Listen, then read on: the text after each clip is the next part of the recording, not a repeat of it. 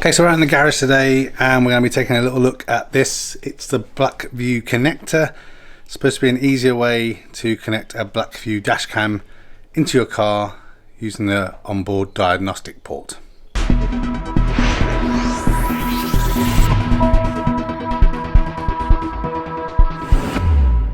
Okay, so the idea of this video is not to be a how to install your dashcam video. I am hopefully going to be using this to install my 4K BlackVue Dashcam. That's a different video. This is just to take a look at this product and tell you why you might want to use it and my thoughts on things you need to consider. So before I talk about this specific product, things I've normally used in the past is direct hard wiring to the fuse box for the dashcam, and this is so that when you have cameras with parking mode enabled, it still has power. My original plan for this dashcam was to use something like this, one of these multi-savers that are quite highly configurable but don't really need anything super configurable. Hopefully something like this should do the job. It's about £20 from Amazon. I'll put a link in the description.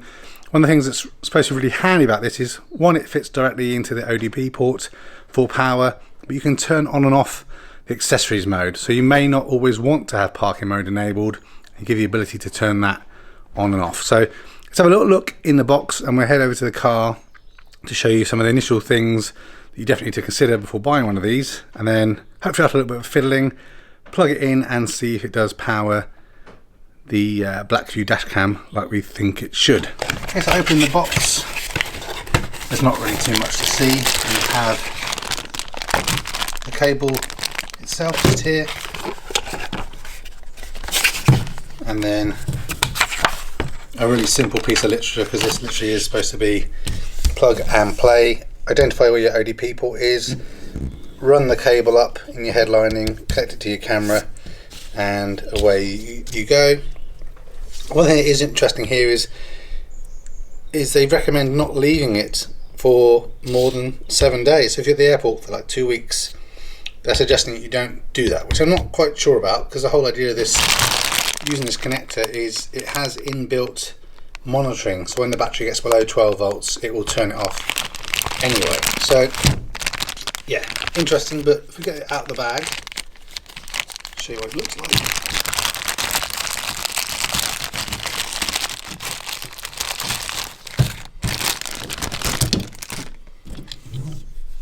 This is it. Quite simple, straightforward.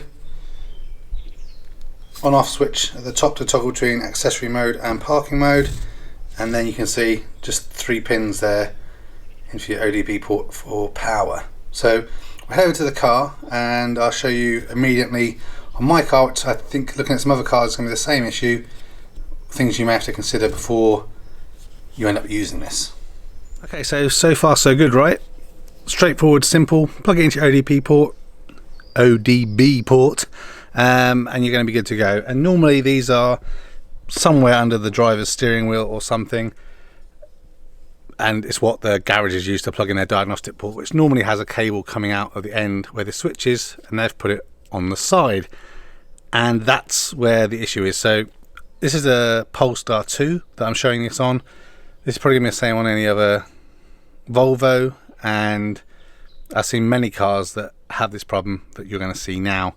Basically, you need to plug it in this way and the cable will be facing up, and it basically hits the trim of the vehicle so it won't go in. So you're either going to have to move the ODB port, cut into your plastic, which I definitely don't want to do, or do some messing around. And the only thing I think we need to keep in mind when we install this is you want to be able to unplug it easy enough so when your car does go in for a service or something, the garage has easy access to this ODB port. So yeah, let me show you. A little bit dark, but you can see the port here, and you can see the way that this is going to have to go in. So it's going to go in this way so it fits, but it won't, it's not going to fit. As you can see here, it's just smacking up against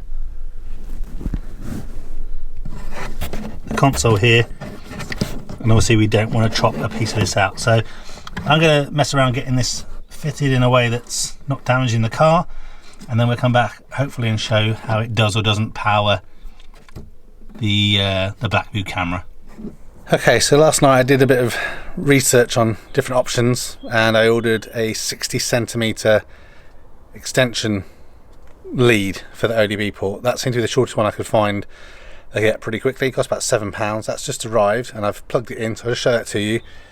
And I just did a quick test to make sure it is providing power, and it is. But this is it basically. It's a connector here that fits in nice and flush, so I'll be able to wrap this up and around, and it should do the job. So I'm going to plug the BlackVue in again.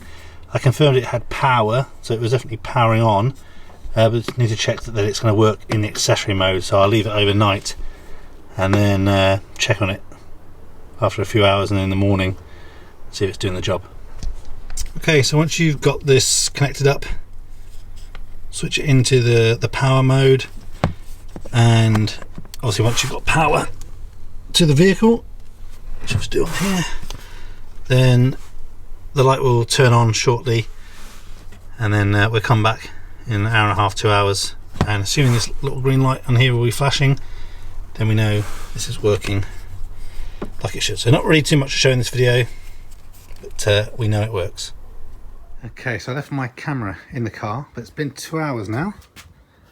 If you just, I can't see if we can see, you can just see there, little green light flashing. Is this still working?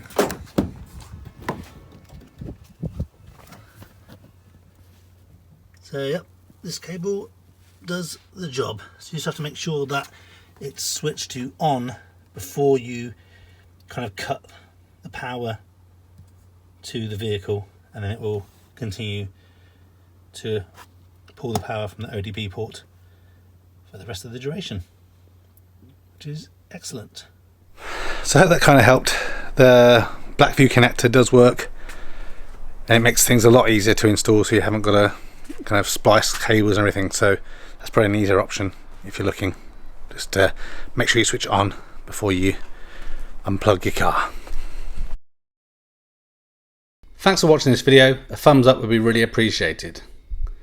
If you're interested in other geek type videos, please consider subscribing to Spectrum Geeks. Why not also follow us on Facebook, Instagram and Twitter. And before you leave, why don't you check out one of these other videos that may be of interest. Thanks again for watching.